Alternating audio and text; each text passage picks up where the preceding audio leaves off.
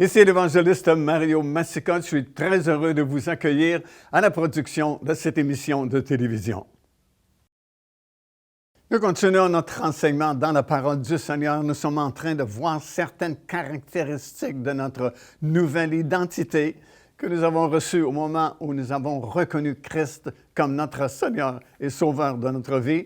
Et la première caractéristique que nous sommes en train d'examiner, c'est que nous sommes devenus une race élue. Race dans le sens que nous sommes maintenant le peuple de Dieu, nous sommes la famille de Dieu, parce que nous avons accepté justement l'offre de Dieu, la pierre précieuse, la pierre vivante qu'il a donnée, le Seigneur Jésus.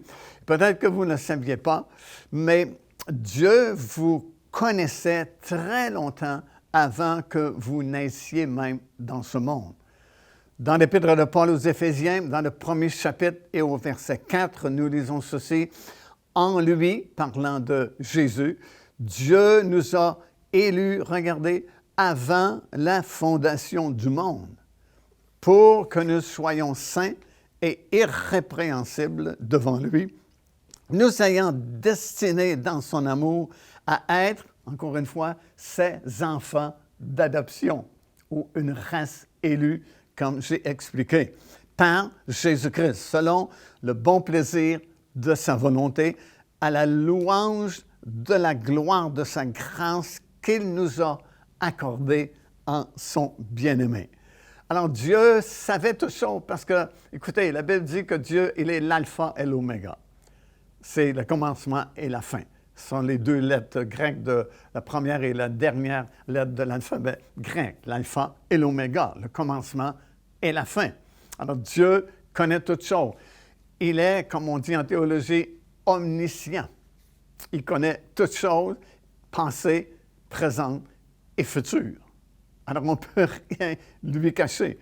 Dans le psaume 139 et au verset 16, David dit ceci.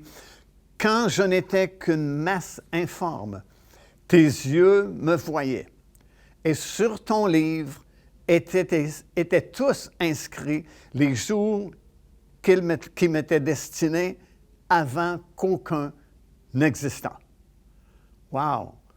Il est simplement une masse informe dans le ventre de sa maman et il n'est même pas encore né, il n'est pas encore vu le jour sur cette planète, mais Dieu avait déjà inscrit dans son livre. Parce que, comme je vais vous expliquer dans quelques instants, il y a un livre qui a été écrit pour chaque personne. Il a été écrit avant la fondation du monde. Et dans ce livre-là que tous nous avons, ont été écrits des œuvres qui ont été préparées d'avance pour nous afin que nous les pratiquions et que nous y soyons récompensés un jour et pour toujours dans le monde nouveau. C'est comme fantastique, là. C'est vraiment spécial. Dans le livre du prophète Jérémie, au premier chapitre et au verset 5, il est écrit ceci, parlant de Jérémie, Dieu dit, « Avant que je t'eusse formé dans le ventre de ta mère, je te connaissais. Et avant que tu fusses sorti de son sein, je t'avais déjà consacré et je t'avais déjà établi prophète des nations. » Wow, c'est quelque chose, ça aussi. Avant même que Jérémie vienne au monde, avant même qu'il naisse, Dieu l'avait consacré et il l'avait déjà appelé. Il y avait déjà un appel sur sa vie. Il devait être appelé comme prophète des nations. Alors, écoutez, Dieu est omniscient. Dieu connaît toutes choses, comme j'ai mentionné, passé, présent et futur. Et non seulement cela, il a écrit un livre sur la vie future de chaque personne. Jésus même avait un livre écrit sur sa vie terrestre lorsqu'il est venu pendant 3 années et quelques faisant le ministère. Il y avait un livre écrit concernant son ministère. Nous lisons dans l'Épître aux Hébreux que Jésus lui-même va dire « Dans le rouleau du livre, il est question de moi. » autrement dit, l'Ancien Testament, parle de moi. Il y a un livre qui a été écrit sur la vie terrestre de Jésus. Et il y a un livre qui a été écrit pour votre vie, pour ma vie également. Et lorsque nous arrivons dans ce monde, bien, Dieu sait d'avance, comme je viens de lire, qu'un jour, la bonne nouvelle va être annoncée. Tu vas entendre prêcher d'une façon ou d'une autre, peu importe le moyen, peu importe par qui le message va venir ou de quelle façon le message va être communiqué. Dieu sait par avance qu'un jour ou l'autre, tu vas entendre prêcher l'Évangile. La bonne nouvelle te sera annoncée d'une façon ou d'une autre. Et parce qu'il est omniscient, il connaît toutes choses, il connaît l'avenir, avant même que tu viennes au monde, non seulement sait-il qu'un jour, la bonne nouvelle te sera annoncée, mais il sait ce que tu vas décider. Il sait si tu vas accepter le message de la grâce qu'il te propose ou si tu vas rejeter le message. Il sait d'avance. Et fort de cette connaissance, il va déjà écrire ton livre, il va déjà te sauver par anticipation avant même la fondation du monde. Et c'est pourquoi on vient de lire dans Éphésiens 1er chapitre, le verset 4, qu'avant même la fondation du monde, tu as été élu. Tu as été élu avant même que tu arrives sur cette planète. Pourquoi? À cause de l'omniscience de Dieu, qui savait qu'un jour, la bonne nouvelle te serait prêchée et que tu l'accepterais. Alors, avant même la fondation du monde, il t'a déjà sauvé dans un sens. Il t'a élu jusqu'au jour où ce jour va arriver, que tu vas entendre prêcher l'Évangile et que tu vas l'accepter. Alors, ça, c'est notre première caractéristique de notre nouvelle identité. Nous sommes vraiment une race nouvelle parce que maintenant, nous sommes membres de la famille de Dieu et c'est une famille royale. Donc, chaque personne qui accepte le Seigneur fait désormais partie de la famille royale de Dieu. Alors, c'est pourquoi souvent on dit, nous ne sommes plus n'importe qui. Avant, nous étions quiconque. La Bible dit, quiconque invoquera le nom du Seigneur. On était une personne parmi les milliards de personnes qui vivent, qui se lèvent à chaque matin, vont travailler, reviennent à la maison le soir, ont leur train-train quotidien. Bien, autrefois, nous étions parmi ces milliards de personnes qui, à tous les jours, bougent sur cette planète. Alors, on était quiconque. Quiconque invoquera le nom du Seigneur. Mais remarquez qu'il est dit, après que nous avons accepté, si quelqu'un est en Jésus-Christ, il est devenu une nouvelle personne. Il a une nouvelle identité parce que désormais, il fait partie de quelque chose de royal. Il fait partie de la famille royale de Dieu. Dieu est souverain et il est roi. Et un jour même, nous le verrons en personne. Il va régner à titre de roi sur cette planète avec sa famille royale. Alors, c'est clair dans la parole du Seigneur. Et c'est la première caractéristique de notre nouvelle identité que nous avons en Jésus-Christ. Notre deuxième identité est celle-ci, comme nous avons lu dans le texte de l'apôtre Pierre. Il a dit, vous êtes un sacerdoce royal, justement. Vous êtes un sacerdoce royal. Et encore une fois, ce n'est pas écrit « vous serez un sacerdoce royal », mais parce que vous êtes sauvés, vous êtes présentement. Alors, tous ceux qui entendent ma voix, voient cette vidéo que nous enregistrons, si vous êtes sauvés, vous êtes déjà un sacerdoce royal. Et voilà certaines caractéristiques de notre nouvelle identité qui est peu connue et conséquemment très peu utilisée. C'est très peu de croyants vraiment qui savent qu'ils sont des sacerdoces royaux ou des sacrificateurs selon le rang de Melchisédek. On a déjà donné une longue série qui s'appelle « Le mystère de Christ » que vous pouvez vous procurer si vous n'en avez pas entendu et vu. Et c'est une série vraiment très importante qui explique la différence entre les sacrificateurs selon le rang lévitique qui servaient sous l'Ancienne Alliance avec le temple qui était construit à l'époque sur l'esplanade du temple à Jérusalem. Et ces sacrificateurs offraient des sacrifices pour le pardon des péchés du peuple et faisaient beaucoup d'autres activités et d'autres travaux. Mais ce n'était qu'un sacerdoce temporaire jusqu'à la venue du véritable souverain sacrificateur, le Seigneur Jésus-Christ lui-même, qui, lui, n'est pas venu selon le rang lévitique, mais selon un rang supérieur, celui de Melchisédek. Et la différence fondamentale entre le sacerdoce lévitique et le sacerdoce selon le rang de Melchisédek, c'est que selon le rang de Melchisédek, la personne ou le personnage peut être un sacrificateur et un roi en même temps. Il peut remplir les deux postes, un sacrificateur et être un roi, tandis que sous le rang lévitique, qui était un rang inférieur, il ne pouvait qu'être un sacrificateur. Sous l'Ancienne Alliance, les rois devaient venir de Juda et les sacrificateurs devaient venir de la tribu de Lévi. Et on ne pouvait pas mélanger les deux groupes. C'est pourquoi, d'ailleurs, au tout début, lorsque Jésus-Christ est venu, qu'il est ressuscité d'entre les morts, qu'il est retourné au ciel pour accomplir son rôle de souverain sacrificateur pour son Église, rôle qu'il fait encore au moment où on enregistre cette émission, parce que l'Église n'a pas encore été enlevée. Il est à la droite du Père dans les lieux célestes et il exerce en notre faveur son ministère de souverain sacrificateur.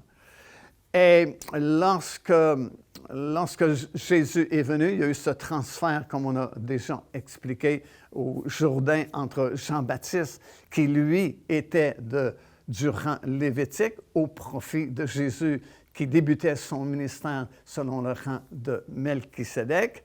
Et lorsque Jésus-Christ est ressuscité, qu'il est retourné au ciel, comme j'ai mentionné, il exerce ce ministère présentement. Et les apôtres, plutôt, ont commencé tout de suite après la résurrection du Seigneur à prêcher que Jésus-Christ opérait maintenant son ministère selon le rang de Melchisédek. Et comprenez, en Israël, les gens connaissaient bien la loi et ils ont dit, non, ce n'est pas possible que Jésus exerce son ministère de souverain sacrificateur parce qu'il n'est pas de la bonne tribu. Comme il est écrit dans Hébreu, il est notoire, ça veut dire qu'il est évident que Jésus est issu de la tribu de Juda. Alors il disait, comment peut-il être le souverain sacrificateur puisqu'il ne vient pas de la tribu de Lévi? Et Paul a dû expliquer, dans notamment l'Épître aux Hébreux, que même s'il est de la tribu de Juda, il peut quand même se qualifier comme un souverain sacrificateur parce qu'il n'est pas venu justement selon le rang lévitique, mais il est venu selon un rang supérieur, celui de Melchisédek, ordre selon lequel une personne plutôt, peut être un sacrificateur et un roi en même temps. Alors nous ici, ça dit que nous sommes un sacerdoce royal. Non seulement nous sommes rois, mais nous sommes sacrificateurs à la fois. Procurez-vous cet enseignement disponible dès maintenant sur notre site Web. En visitant notre boutique, vous pourrez commander ou même télécharger les enseignements. Vous trouverez aussi plusieurs autres produits contenant des centaines de sujets pour votre édification. Un nouveau magazine est maintenant disponible sur notre site web à paindevie.org où vous trouverez le bon enseignement de la parole du Seigneur. Alors cliquez simplement sur Magazine et soyez bénis par les enseignements de la parole du Seigneur.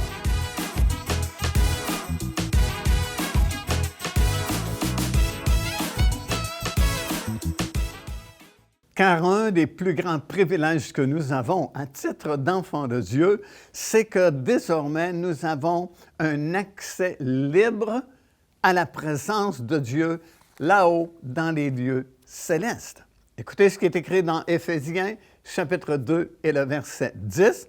Il est écrit ceci, « Car par lui, parlant de Jésus, nous avons les uns et les autres accès auprès du Père dans un même esprit. » Et un peu plus loin, dans le 3e chapitre de l'Épître de Paul aux Éphésiens et le 12e verset, il dit « En qui nous avons, par la foi en lui, toujours parlant de Jésus-Christ, nous avons la liberté de nous approcher de Dieu avec confiance. » Wow, c'est vraiment un grand privilège que nous avons maintenant que nous sommes pardonnés, maintenant que nous sommes sauvés.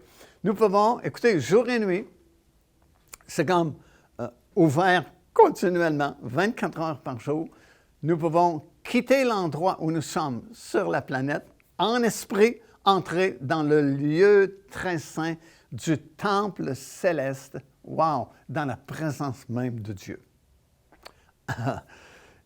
Si on avait une vision du ciel actuellement, ben, la première chose sans doute que nous verrions, c'est le temple céleste, dont Moïse a eu en vision, a reçu en vision ce temple, afin qu'il puisse donner l'ordre de construction d'abord du tabernacle lorsqu'ils sont sortis d'Égypte, et plus tard, quand Salomon a construit le premier temple. Ce n'était qu'une copie du temple céleste qui existait au moment où Moïse a reçu cette vision et qui existe encore aujourd'hui au moment où je vous parle. Et si on devait avoir une vision du ciel, bien, sans doute que c'est ce que nous verrions premièrement, l'immensité du temple céleste avec le lieu très saint où réside Dieu et où est la présence même de Dieu. Et vous et moi, parce que nous sommes sauvés, parce que nous avons accepté la pierre précieuse, la pierre vivante qui est le Seigneur Jésus-Christ, non seulement nous sommes devenus une race élue, mais nous sommes devenus aussi un sacrificateur. Nous avons un sacerdoce royal selon le rang, nous aussi, de Melchisédek. Et à titre de sacrificateur, nous pouvons nous présenter jour et nuit dans ce temple céleste, dans le lieu très saint du temple. Et la parole de Dieu, même ici, nous exhorte à s'approcher de Dieu avec confiance. Alors, on ne se présente pas avec toute une série de conditions au préalable, dans le sens qu'il faut mériter d'entrer dans la présence de Dieu. Nous devons faire des choses, des trucs pour mériter une place là-haut. Non, c'est déjà acquis. C'est déjà gagné. C'est déjà permis à cause de l'œuvre que Christ a accomplie pour chacun de nous et parce que nous l'avons accepté. Tout simplement, nous sommes déclarés sacrificateurs, nous avons un sacerdoce royal et nous avons le droit, nous avons la permission et même le devoir de se présenter dans le temple, dans le lieu très saint, dans la présence même de Dieu. Écoutez ce que ça dit, c'est dans Psaume 24 et le verset 6, ça dit « Lorsque nous tournons vers lui les regards, nous sommes rayonnants de joie et le visage ne se couvre pas de honte. » Ça veut dire que lorsque nous entrons dans le lieu très saint là-haut dans le ciel, lorsque nous exerçons notre ministère de sacerdoce royal dans le temple de Dieu là-haut dans le ciel, nous entrons dans une dimension glorieuse. La gloire de Dieu est là. Vous savez, la gloire de Dieu, Dieu est partout, mais sa gloire n'est pas manifestée partout. Il y a certaines conditions à remplir pour que sa gloire soit manifestée ici sur la terre. Mais lorsque nous entrons dans le lieu très saint, la gloire est là. Et la gloire est comme une couche de peinture là, que vous recevez sur votre visage, même physique, et plus vous exercez votre ministère de sacrificateur selon le rang de Melchisédek, bien plus vous êtes exposé à cette gloire-là Et plus ça va paraître sur votre contenance, plus ça va paraître même sur votre visage. Souvent, vous voyez les chrétiens qui ont l'air tellement tristes, tellement abattus, et d'autres qui sont remplis de joie, d'expectation, parce que certains visitent davantage et exercent plutôt davantage leur ministère de sacrificateur de la race des enfants de Dieu dans le tabernacle céleste. Et la Bible nous dit ici, comme je viens de lire, quand on entre dans cette présence-là de Dieu, lorsque nous venons dans la gloire de Dieu, ça va même paraître, non seulement ça touche l'intérieur, bien sûr, mais ça va même paraître sur votre apparence physique, qu'il y a une différence, parce que vous allez chercher quelque chose de glorieux. Bien souvent, lorsqu'il y a des problèmes dans notre vie, des tribulations, il y a des choses qui se passent qu'on n'aurait pas voulu que ça arrive, c'est sûr que la première impression que nous avons, c'est de la tristesse, désappointement, mais on a deux choix à ce moment-là. On a le choix d'entretenir la tristesse, et croyez-moi, plus vous allez entretenir la tristesse, plus vous allez caler profondément dans la tristesse. Ou vous avez le choix de dire, je vais entrer dans le lieu très saint, puis je vais me confier en Dieu concernant cette situation, et lui va entreprendre pour les besoins que j'ai présentement. Et ce faisant, peut-être que le problème ne disparaîtra pas en 2 semaines ou une journée, mais la gloire que vous allez vivre dans la présence du Seigneur va vous soutenir, va faire monter la joie quand même en vous, même s'il y a de la tristesse autour de vous.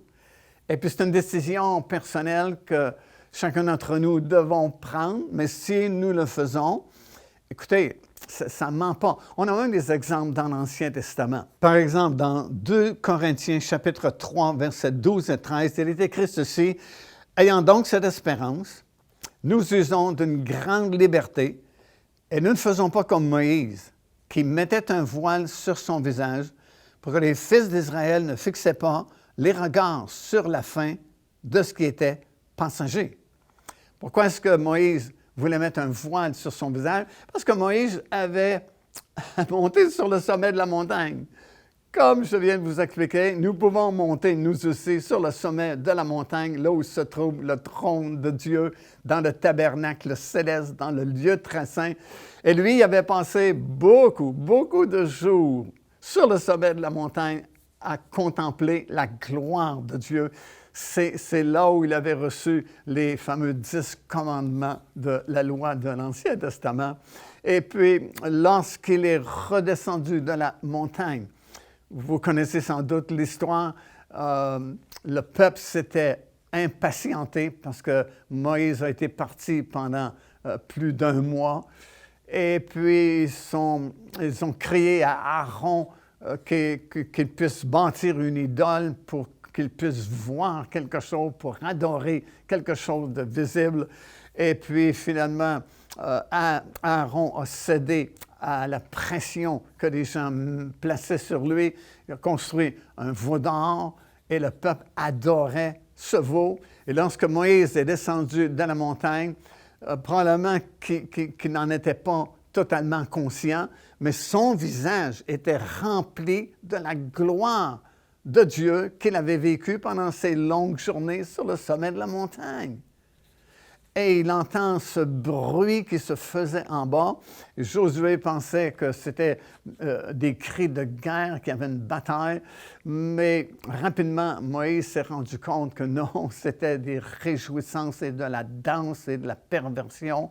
On dansait autour de ce veau d'or. Et puis, Moïse a été tellement frustré qu'il a brisé les 2 tables de la loi que Dieu lui avait données. Et puis là, c'était vraiment un drame parce que Dieu avait décidé de ne plus marcher avec le peuple d'Israël. Mais, dit-il, je vais vous envoyer mon ange, et mon ange va vous montrer le chemin jusqu'au pays promis, le pays de Canaan. Et là, Moïse est entré dans la tente d'assignation parce que le tabernacle n'était même pas encore construit. On venait à peine de sortir d'Égypte. Et puis, il est entré dans la tente d'assignation pour discuter avec Dieu et demander à Dieu de ne pas les abandonner, de revenir sur sa décision qu'il avait prise de ne plus marcher personnellement avec eux, mais de leur envoyer son ange. Parce que, dit-il, ça c'est dans Exode chapitre 33 et le verset 15, ça dit « Si tu ne marches pas toi-même avec nous, ne nous fais point partir d'ici. » C'était tellement important pour Moïse que Dieu manifeste sa gloire et marche avec son peuple jusqu'au pays promis, que même un ange ne pouvait pas le remplacer. Et il a dit cette phrase, « Si tu ne marches pas toi-même avec nous, ben qu'on meure ici, que ce soit fini l'histoire d'Israël. On ne construira jamais de tabernacle, on ne construira jamais de temple, on ne prendra jamais possession du pays de Canaan, il n'y aura pas d'histoire d'Israël qui sera écrite, on va tous mourir ici dans le désert, tellement c'est important que ta présence soit avec nous. » Et devinez ce qui est arrivé? Dieu est revenu sur sa décision et il a dit, « D'accord, je vais marcher avec vous. » Alors, c'est comme tellement un privilège que nous avons, parce que nous sommes un sacerdoce royal. Nous pouvons exercer nos fonctions. Ce n'est plus une question de mérite, si je suis digne ou non. Nous sommes dignes à cause de Jésus-Christ, à cause de cette nouvelle identité que nous avons. Nous sommes les sacrificateurs de la nouvelle alliance. Et dans la suite de cet enseignement, je vais vous démontrer par la parole du Seigneur que nous pouvons même offrir des victimes spirituelles, des sacrifices spirituels, tout comme ils faisaient autrefois, mais eux, c'était charnel, mais nous, ce sont des sacrifices spirituels et nous serons étonnamment bénis. Car Dieu a tant aimé le monde qu'il a donné son Fils unique, afin que quiconque croit en lui ne périsse point, mais qu'il ait la vie éternelle. Téléchargez gratuitement l'enseignement dès maintenant, Le Salut c'est quoi? Au www.paindevie.org et recevez la grâce merveilleuse que Dieu vous offre.